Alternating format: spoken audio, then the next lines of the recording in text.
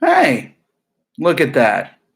So apparently I can go live at home, but I can't go live at school. All right. Better late than never. Bring your questions. Boo, boo, boo. Your questions to me, young ones.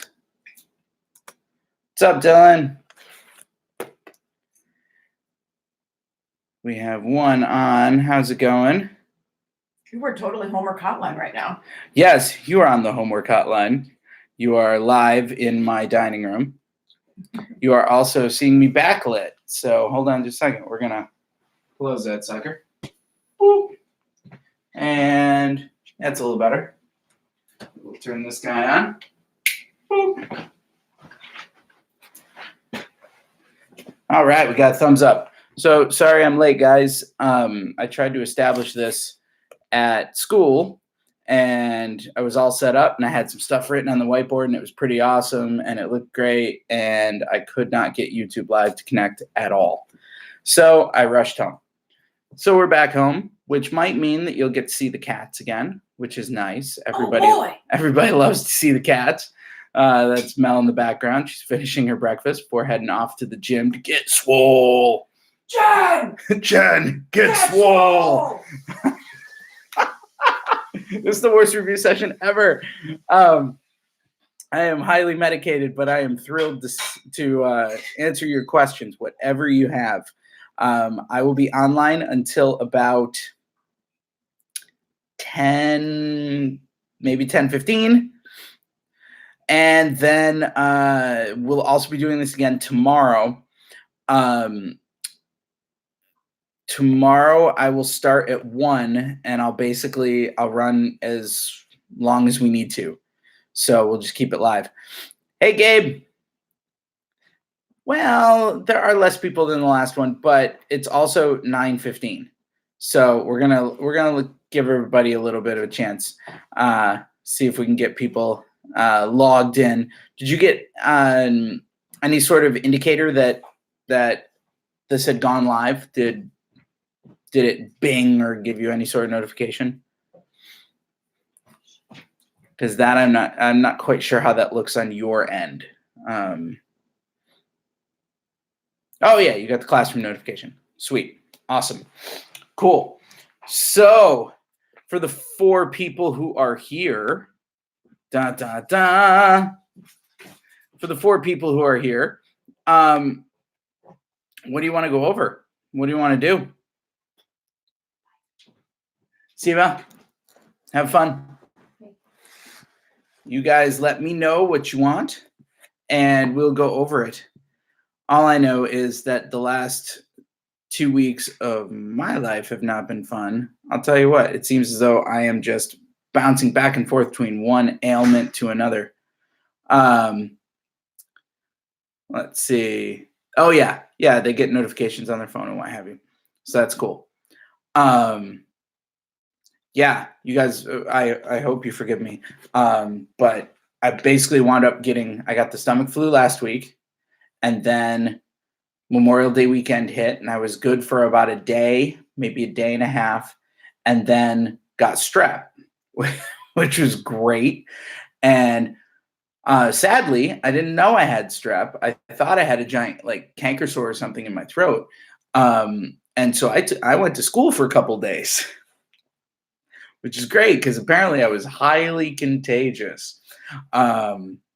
And then went to the doctor on Wednesday, and he said, yeah, you should not be around other people until the antibiotics have kicked in. Yeah, that was bad. So what have we learned? Nothing, probably. Probably do the same thing again. So, hey, Gabe, Dylan, why don't you guys collect your questions? Drop them into the chat window. I'm going to refill my coffee. We'll be back in a minute or so. And we'll go from there. Is that cool? Gather your questions. And particularly related to, I don't know, things related to the Regents. Whatever you want. Hey, Lev's here. Yay! It's good to see you, Lev. It's nice to see your non-photographic icon. Just looks like the little YouTube puzzle piece thing. Well, that's cool. All right, gather your questions. I'll be right back. Drop them into the chat thing. Cool. Gonna go make some coffee. We love the coffee, yes we do. Do. Gonna get some coffee and put it in the mug. Do. Put it in the mug. Do. Yes, sirree. We love the coffee. I heard my phone ring. Maybe that means that more people are logging on. Uh-oh. Hawkins on too. All right. So, Lev, Treaty of Nanjing. Sweet. JC. Would there be anything to do with Peter the Great or Tsar Nicholas II? Still never got my $50 from the last stream. Nice. It's good to see you again. Let's see. Treaty of Nanjing. The Treaty of Nanjing ended the Opium War between Great Britain and China. China had been illegally smuggling opium into China, attempting essentially to get a certain portion of the Chinese populace addicted to opium so that they could force their way into Chinese trade, because China had pretty much rejected most European products at that point as inferior. So in doing so, the Empress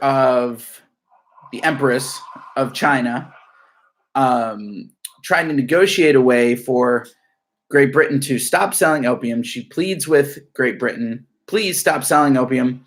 Queen Victoria says no. And so they wind up going to war over it. The British absolutely decimate the Chinese because they are far more technologically advanced, leading to the Treaty of Nanjing, which is a remarkably unequal treaty.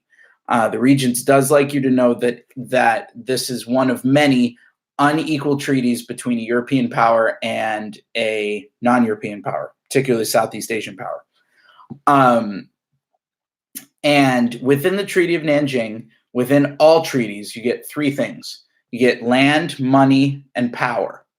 Each one of those things will be present in the treaties that we look at in Global 10. So the land piece for the Treaty of Nanjing is that Great Britain will have access to a number of trading ports that they didn't have access to before. They will also get control of the island of Hong Kong. And they will retain that control of the island of Hong Kong until 1997, at which point it returns to China. Then the money piece is that China has to pay all the war debt for the Opium Wars. And that's kind of par for the course for treaties. The losing team has to pay the debt. And then the power piece is that Great Britain now has something called extraterritorial rights. And what that means is that a British citizen in China, within the territory that Britain controlled in China, could break the law, but not be subject to Chinese law. They would be subject to British law. They would be tried in a British court. So if a British person committed an offense according to Chinese law, that might not count because a British citizen in China would only be accountable to British law. So it gave British citizens in China an incredible amount of power. So what did this treaty do? The treaty basically gave Britain an even stronger foothold in Southeast Asia. It gave them a sphere of influence in China.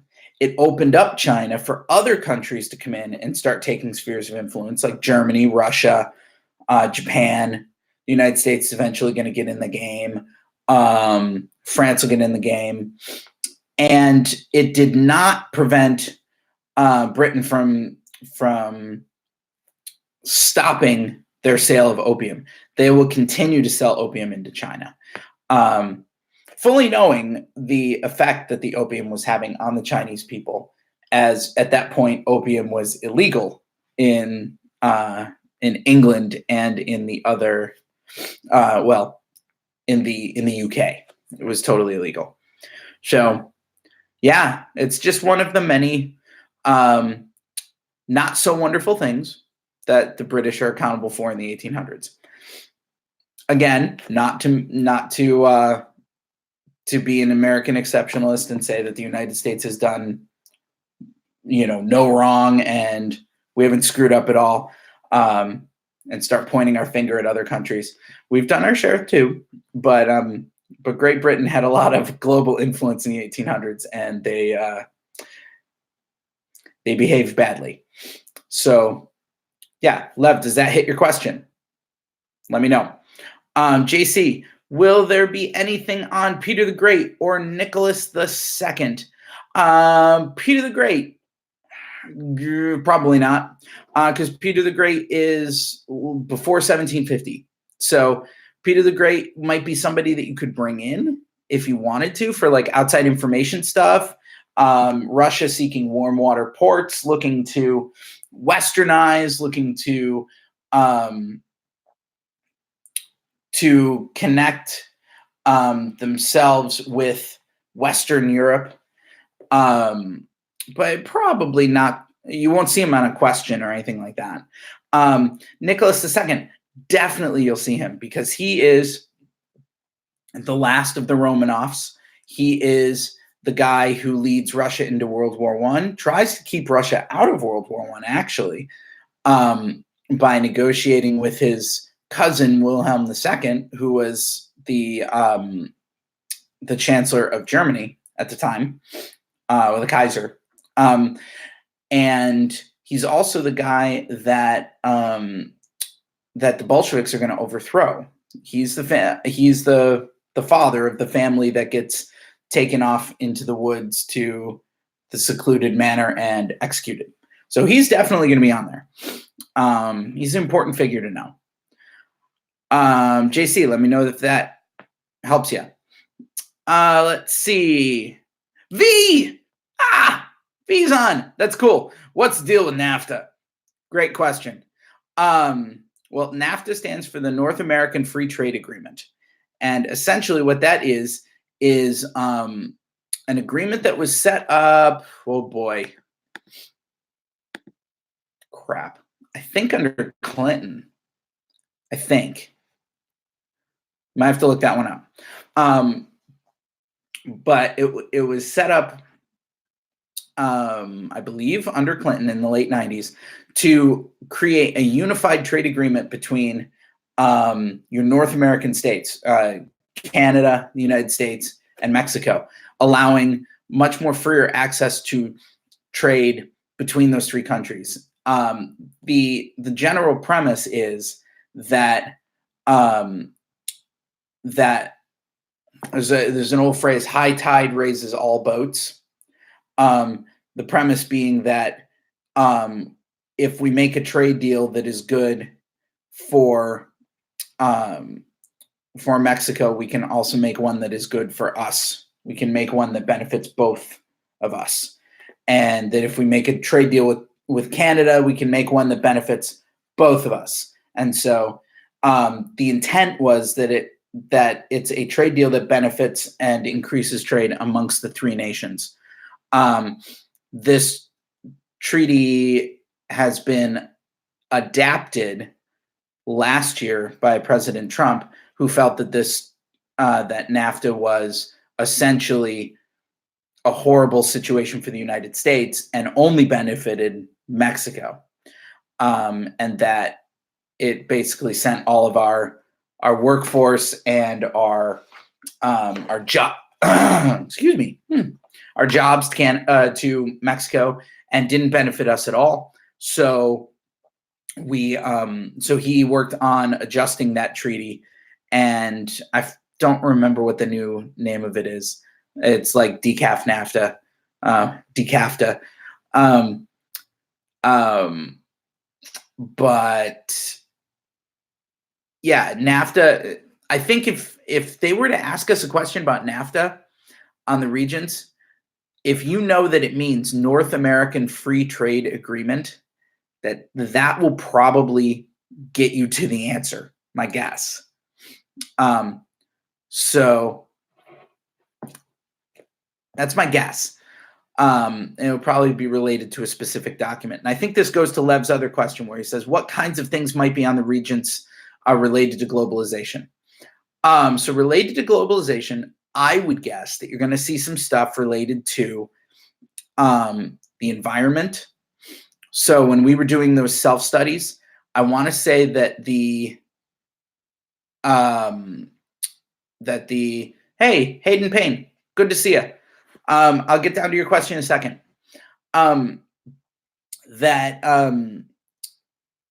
With regards to globalization, if you were to look at our self-studies, I believe that it was questions 6 and 7, which were directed at the environmental impact of globalization. So like increase of fossil fuel usage in India and China, or airline travel, or mining resources that go into smartphone batteries, that sort of thing. That you might see something about that, possibly about climate change. But all of those things, it'll all come back to how it relates to people, because you won't see a question on climate change like how does climate change work, because that's more of a science question. All of your globalization questions will all come back to how does it affect people, because that's where the social sciences come in. So if they're asking you a question about deforestation, then it's going to be how does this issue affect people, or how has it affected people? If they ask you a question about rising sea levels, it'll be how will this affect people? If they ask you a question about trade, how does it affect people? Lev, does that get to your question? If it doesn't, ask again, okay? Hawkeye, Mussolini, anything we should know about him? Pasta Hitler, I think, was our nickname for him. And he's the guy who developed fascism. He is the person who invented the term. The fascist party was his party. And so with regards to Mussolini, the things you want to know, you want to be able to answer the question, what does fascism agree with? What does fascism disagree with? Remember when we did that actually in class, where we read through Mussolini's statement on what fascism is, and then we basically created a list. What does fascism support? What does fascism not support? You can find that actually in your notes packet. The notes packet that has the case studies on different totalitarian leaders, you'll find that reading and just go back over it. But with regards to Mussolini, that's what you're going to want to know. JC, let's see. Also, I know Otto von Bismarck said this, but what does blood and iron mean? Cool. Good question. Blood and iron was his way of visualizing how Otto von Bismarck wanted to take the German Confederation and unify it into a country under Prussia, with Prussia as being the central power of that. And so his premise was, we are going to use military and industry. Blood symbolizing military or conquest, war, conflict, and iron being industry, heavy industry, factory work, particularly directed towards military machines. So blood and iron, using your military and industry to unify the German Confederation into one Germanic state, the state of Germany. Let me know if that helps you. Lev, will the Regents ask any questions about Middle Eastern countries or other than Israel, Iran, Iraq, since those are the only ones we learnt about? Let's see. They might. I would be prepared for the Regents to ask us about something that you haven't studied yet, because what the way the curriculum is laid out from the state is they tell us teacher type people that we are to, like, say when we get to Africa and decolonization, we're supposed to hit Rwanda and South African apartheid, and then we can select from one of various different locations. They could ask us a question about something that I personally didn't select. Like, they might ask us a question about Kenya, and we didn't spend a lot of time in Kenya. We just learned a little tiny bit about Jomo Kenyatta and his political uprising with his rebel group, the Mau Mau, and taking control of Kenya and yada, yada, yada. We learned just a little bit. They might give you a document related to Kenya. And what they're looking for you to do is use the same skills that you would use for any other document and apply it to something that you haven't seen yet. And that's okay. If we haven't directly studied, say, getting back to Lev's question about the Middle East, if we haven't directly studied Syria or too much in Afghanistan, or trying to think of another one that they might ask you about, I think they're going to ask you some stuff about the Arab Spring. So, if they ask you something about maybe present day Egypt, and we didn't spend a lot of time there, that's okay. Use the same skills to contextualize the document, to look for point of view, to look for any sort of bias, to look for audience and the purpose of the document. The same skills to answer the question, even if it's a document about something you're not as familiar with. That's okay. So with regards to the Middle East, I think you'll get questions about Israel. I think Iran, Iraq will appear. And then I would look at the Arab Spring stuff. I think you might get some questions on, like, North Africa, Libya, Egypt, possibly the rise of ISIS, which is kind of an effect of the Arab Spring. So that's what I would look at. But don't freak out if there's something that you don't recognize. The likelihood's very high. So Hayden, you pulled out your question, but it was something about, will this be easy if you took the AP? I have no idea. My understanding is that this new exam is based upon the AP design. So I think it's one that I wouldn't trifle with. I would definitely go in there prepared. And I would not assume that if you did well on the AP, that you would do well on this one without any additional preparation. I would make every effort to come prepared and to crush this thing with the same level of intensity that you approached your AP with. I don't know if that helps you or not. I hope it does. V, what are some good enduring issues to write about? Oh, sweet. Okay. In your review packet, there's a little box that said Chippy. I still need to make like a cartoon character that's Chippy. But it stood for, let's see if I can get them all: conflict, human rights violations, impact of westernization or industrialization, P, power, and then I don't remember what the E is. Shoot.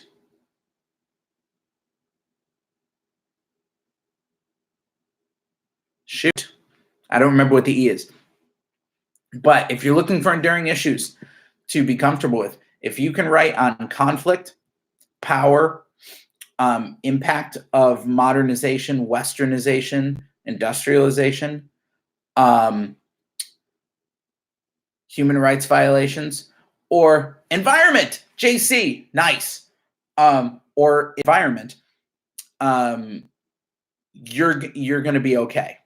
Those are the issues that you want to be able to play around with. And I think that those are the most, beyond being the most generic, I think they're the easiest ones to play with. So it's pretty easy to make a lot of documents line up that way. And it's also really easy to bring in outside information. So V, I hope that answers your question. These are good questions. You guys are killing it. Let's see. JC, what's white man's burden? White man's burden. White man's burden is that wonderfully racist poem that we read. Well, you read with Miss Steer when she was in our classroom doing her student teaching. This is the poem written by Rudyard Kipling at the turn of the century, where he is encouraging the United States to follow in the example of European countries as they go and as the United States goes and colonizes the Philippines. That we are to go look at these at the people that we are colonizing as uneducated, unwesternized, savage, half devil, half child people. It's a piece of art. Well, no, it's art. It's just racist art. It's a piece of art that is supposed to illuminate European attitudes about the southern hemisphere that they had colonized. So it sheds light on the way that most European countries, especially Great Britain, viewed people in India, China, the Philippines, Africa, South American islands to a certain extent, and kind of shows you, it illuminates that that sense of white superiority, and that because Europeans were technologically dominant, they felt that it was their God-given duty to subdue the rest of the world. So let me know if that answers your question. V says, what is the definition of imperialism? Well, she says, what's the definition of imperialism? The definition of imperialism is a stronger, more technologically advanced country taking over a weaker country or territory for resources and markets for goods. You could also add to that imperialism is when a stronger country takes over a weaker territory for cheap labor, for power, or to establish empire, for sometimes for even like religious reasons, that they feel that it is their duty to Christianize, westernize the non-Western world. But the big one, the big mover that we talked about this year, is that imperialism is a stronger country taking over a weaker country or a weaker territory for raw materials and markets for goods. Hopefully that helps. Okay. Hawkeye. Yes, Cuban Missile Crisis. It definitely was a crisis. It was a real significant crisis. For about 13 days in October of 1962, the United States and the Soviet Union had nuclear missiles pointed at each other's heads, and our fingers were on the buttons. It was not a good thing. Essentially, in 1960, we tried to take out the Cuban communist leader, Fidel Castro. We tried to take him out. It was a horrible failure, and that event was called the Bay of Pigs. It was just a colossal failure. It was like Charlie Brown trying to kick the football. Not good. So we fail miserably there, at which point Castro calls up the Kremlin in the Soviet Union, and he says to Nikita Khrushchev, the United States just tried to kill me. Could you help me out? Could you help a little communist brother out? And so Khrushchev sees an opportunity to put missiles close to us. We had missiles on the Russian border for about 10 years at that point. We had missiles in Turkey that were pointing right up Khrushchev's nose. So Khrushchev now has an opportunity to put some missiles in our backyard and point them up our nose. So he starts sneaking in the components needed to assemble intermediate and medium range missiles on the island of Cuba. We detect them through U-2 reconnaissance planes. We catch them with photography. Interestingly, that photography, the film in those planes, was made by Kodak here in Rochester. And the only place that film could be developed was through a Kodak plant here in Rochester. So those photographs of the missiles being assembled were more than likely developed here in Rochester, which is really cool. Anyway, so we catch them assembling the missiles, and now it's go time. That's when Kennedy goes on national television and says, this aggression will not stand, man. And so the back and forth negotiation, both on the high seas and through telegram and through back channel negotiations and through the UN, starts. And we have 13 days of incredible, intense negotiation to try and get those missiles off the island of Cuba. The end result is that the Soviet Union does remove those missiles. And then 6 months later, we remove our missiles from Turkey, so as to look unrelated. But most people observing it could clearly see a quid pro quo between, if you're going to use the Latin, don't mess it up, could see a parity between those two missiles being removed. So fortunately, cooler heads prevailed, but we were super darn close to paving the vast majority of the United States and the Soviet Union. It was not good. Let's see. V says, was Gandhi a part of the Amritsar massacre? No. Gandhi was alive and preaching nonviolence, and his followers were in Amritsar, but he was not in Amritsar, so he was not a part of it.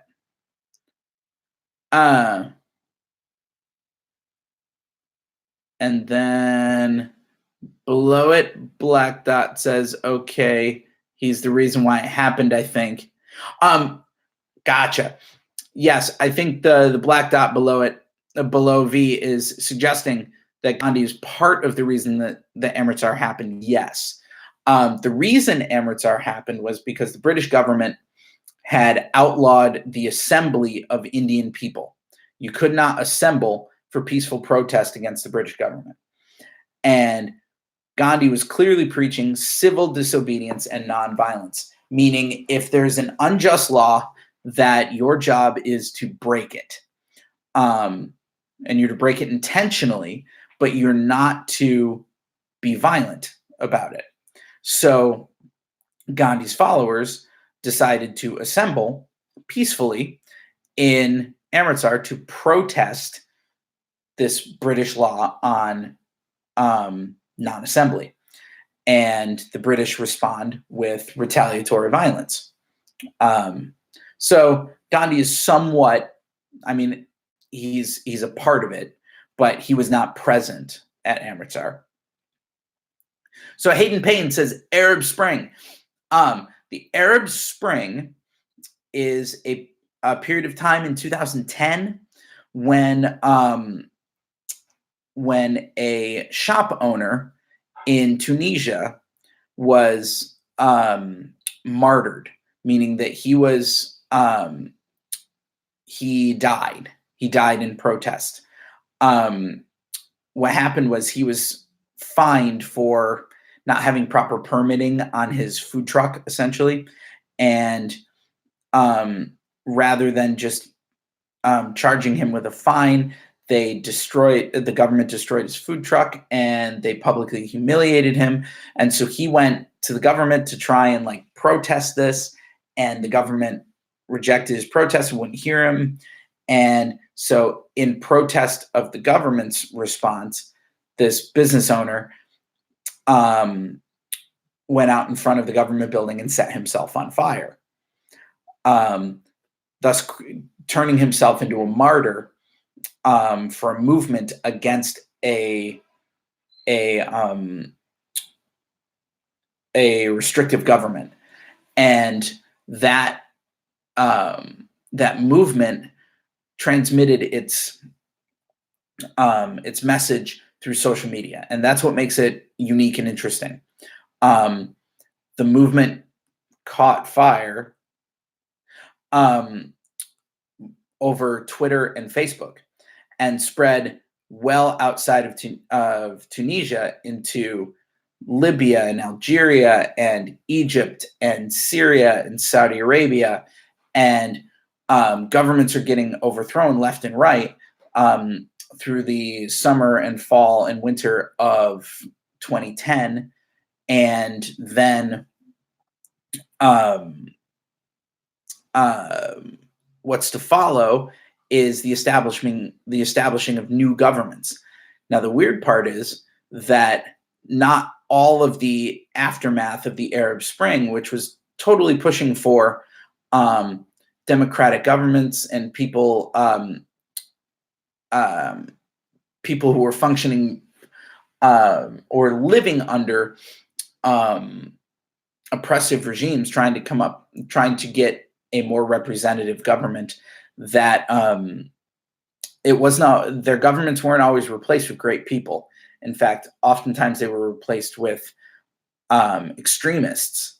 This is where you see the rise of ISIS, actually, is in the wake of the Arab Spring.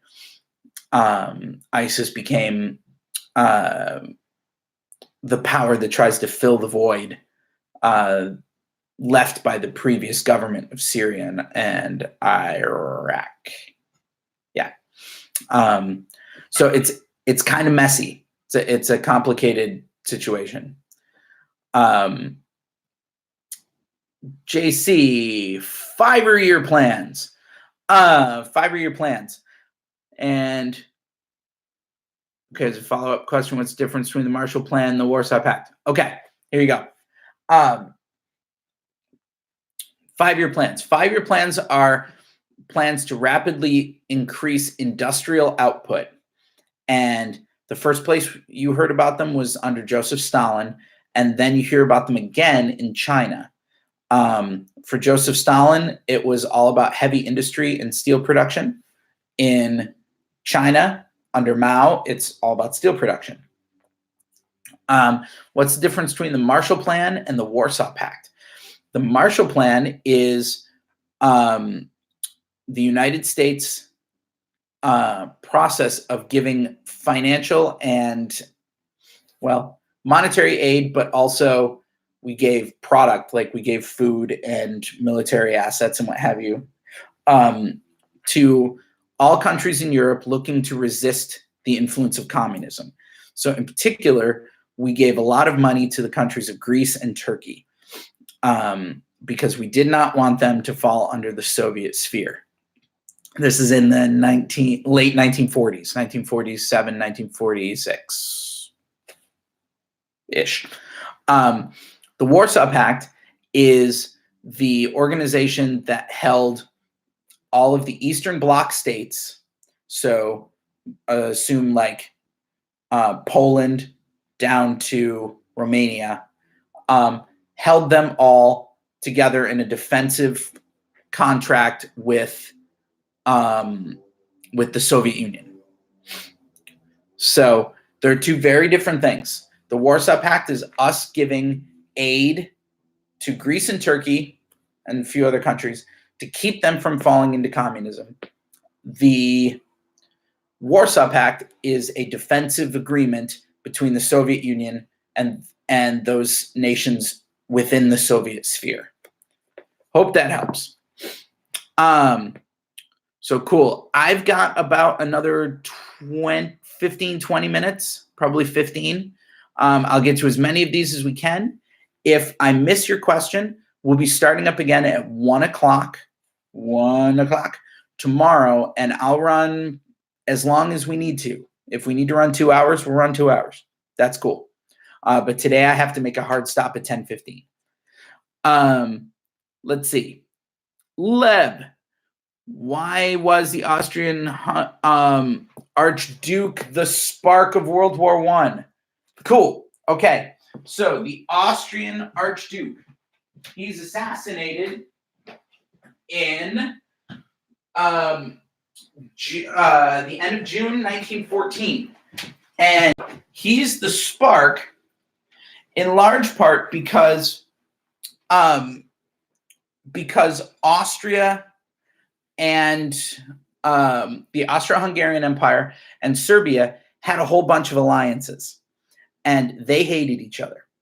And so when that assassination happened, it kicked into motion a whole bunch of military alliances that had already been set up. So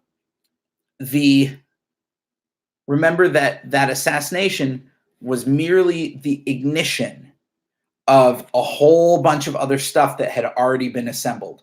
So when you're thinking about World War I, the main causes, those are really important. Without those main causes, the spark would have just ignited and blown out. It would have just been a little regional thing. So the main causes are really important. I like rap forever. Pleasure to see you.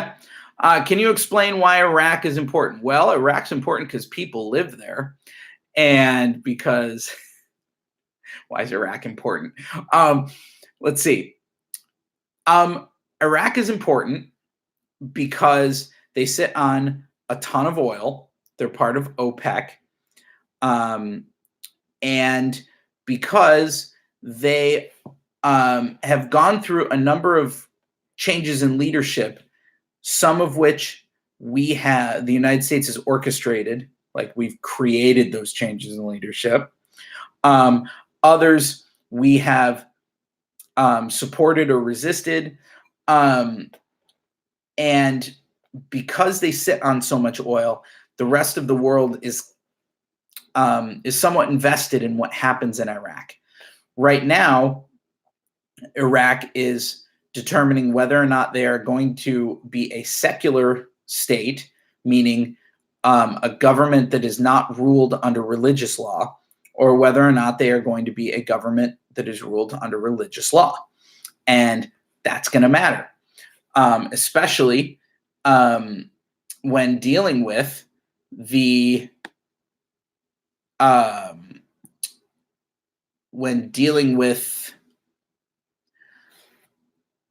sorry, I was distracted.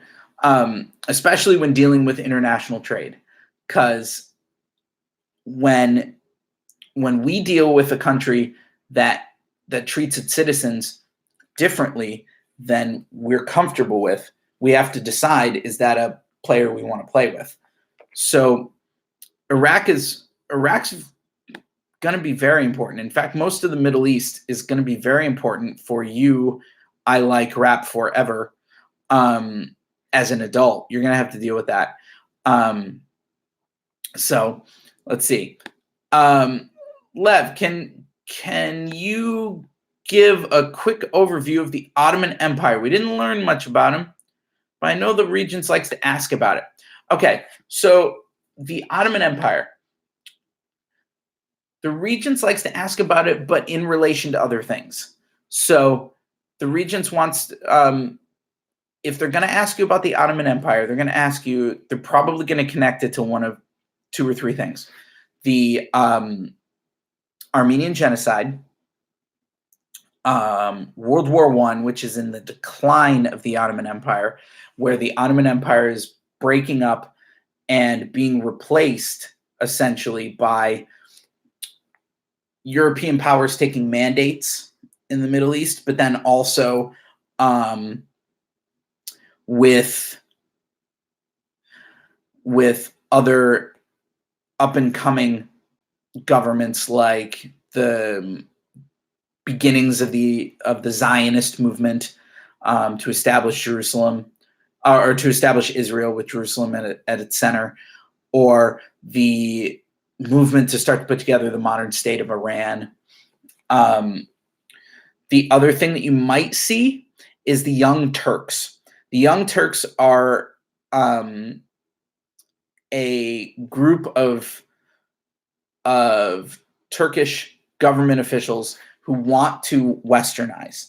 They want to start modernizing Turkey and creating start modernizing the Ottoman Empire and creating the modern Turkish state that we have today. Among them is a guy named Mustafa Kemal. You might also see him as Kemal Ataturk, the father of the Turks. He's a questionable figure because he is connected to the Armenian genocide, the Young Turks are, but he's also seen as the father of the Turkish state. So it's a questionable figure. Beyond that, I don't see you catching too much about the Ottoman Empire, honestly. The Regents might surprise us, but I don't see that. Are we going to be doing multiple choice practice during this review? I hadn't planned on it, but I can. Let's see. Darian, can you give me a sense of what you're looking for with regards to multiple choice review? And then I can steer tomorrow's review session at 1:00 to focus on that, if that's something that would be helpful for you. Sure. So Darian, just give me a sense of what you're looking for, and I'll see what I can do for you. I Like Rap Forever says, I know this is a big question, but can you give me an overview of World War I and World War II? Could you basically tell me everything that happened in Europe between 1914 and 1945?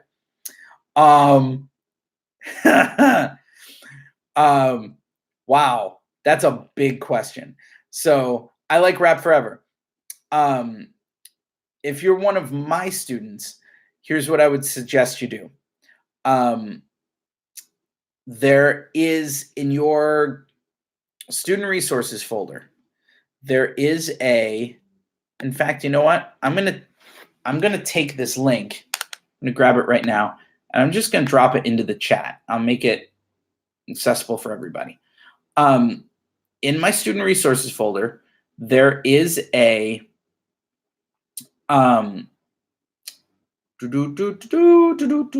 we go. There's a folder called Midterm and Final Review. Inside this folder, there is anyone can view. Yep. Boop. Here's the folder. Midterm and Final Review. Bam. Inside that folder, there's a ton of stuff, but there are things called one-pagers that basically take an entire topic and summarize it in one page. You'll find that there's a one-page on World War I and on World War II. That's probably the quickest way for you to get a summary on World War I and World War II, how they're alike, how they're different. So hopefully that will help you. Darian asks, in China, it was called the Great Leap Forward. The 5-year plan? Yes. Yes, and No, yes and no. The Great Leap Forward was very agriculturally based. Um, and um, there was the side piece that was encouraging farmers to quite literally start creating their own steel in their own backyard. So it's related to the Great Leap Forward. In my classes, we kind of broke it off as to its own thing, probably so it most closely followed in the footsteps of the Soviet Union, to kind of illustrate that. But the Great Leap Forward also had so much to do with agriculture, whereas Stalin's 5-year plan had nothing to do with agriculture. So Sidney Prescott, why didn't the United States Senate want to join the League of Nations? The United States Senate did not want to continue to be entangled in the affairs of Europe. They were very concerned about being caught up in another global conflict, and wanted to essentially return to a place of relative isolationism. Essentially, they wanted to disentangle themselves from Europe, and President Wilson did not want to. So when it came time to ratify that portion of the treaty, Congress voted it down. And that was kind of the general feeling amongst the American people as well, as we wanted to just return home. What are the Axis powers, Lev, in World War I or World War II? I think you mean World War II. The Axis powers in World War II, Germany, Japan, Italy. Hunter, I thought this would be review, not just answering questions. And then he said, I thought this would be review, not just answering questions.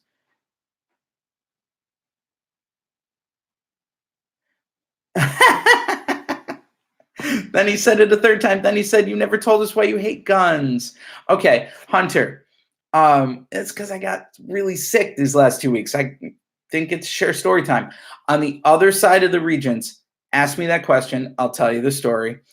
It's kind of funny in a Leave It to Beaverish kind of way. So I'll tell you that story. Sidney Prescott answered that one. Axis Powers got to that one. Darren, what's the difference between the Boxer and the Taiping Rebellion? Although unrelated, totally unrelated, what's the encomienda system? The Boxer Rebellion is the one that we focused on the most. In fact, if I wouldn't be too concerned about the differences between the Taiping and the Boxer Rebellion, I would be more concerned about why they're similar. They're both similar in that they are an attempt on China's part to eliminate foreign influence in China. That's their goal. China wants to push out as much foreign influence as possible. And so in doing so, they will go to war against the British. They will, the Boxer Rebellion, they will go to war against the various powers at that point that had spheres of influence, everybody from the United States, France, Germany, Japan, Russia, Great Britain, and Taiping Rebellion, very much the same. The key there is that China is rejecting foreign influence, while on the other side of the Sea of Japan, Japan is accepting foreign influence. And that difference in foreign policy will determine the trajectory of those two countries for the next 100 years. So that's the important part. Don't get hung up on the differences between the Boxer and the Taiping. Be more focused on why they're similar. And then the encomienda system.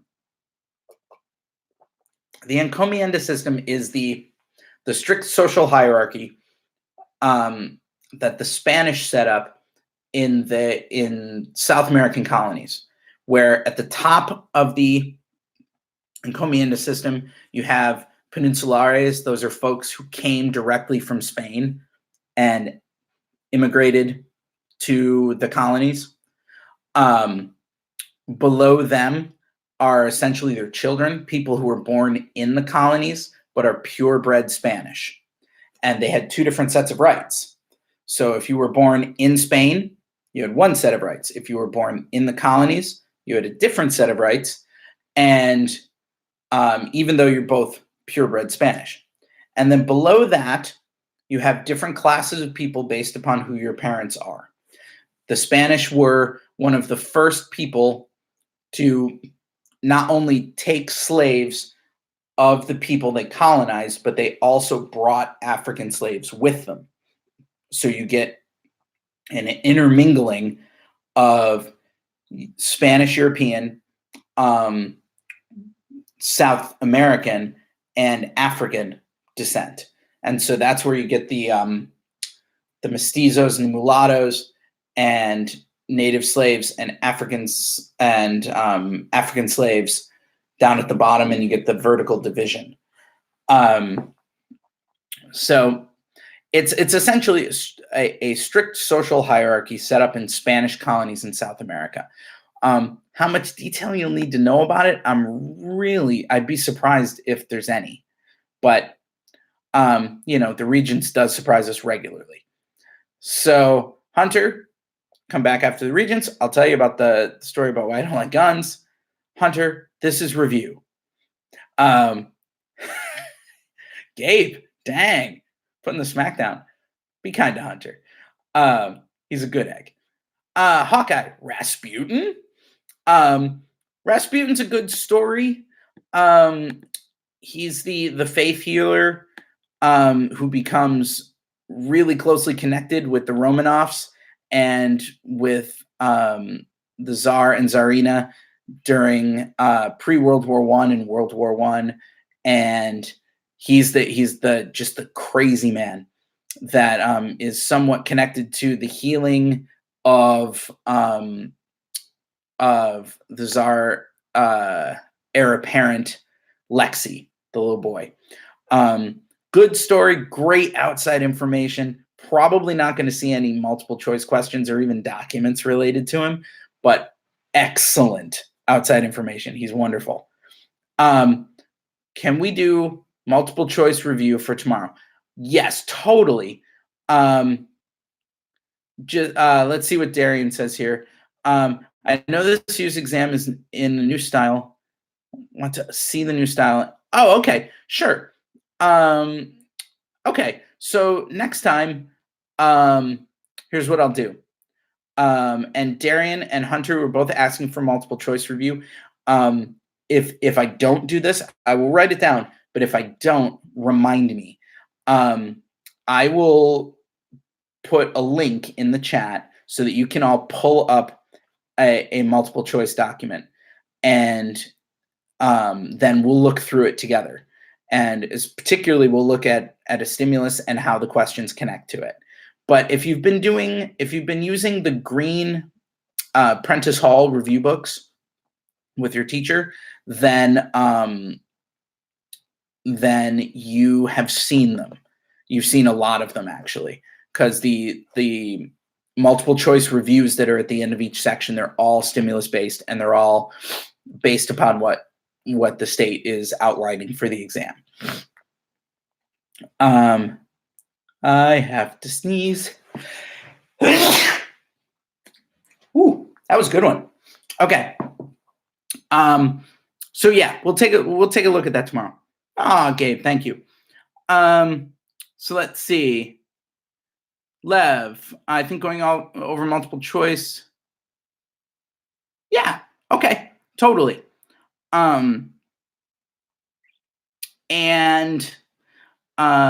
So next time, let's do this then.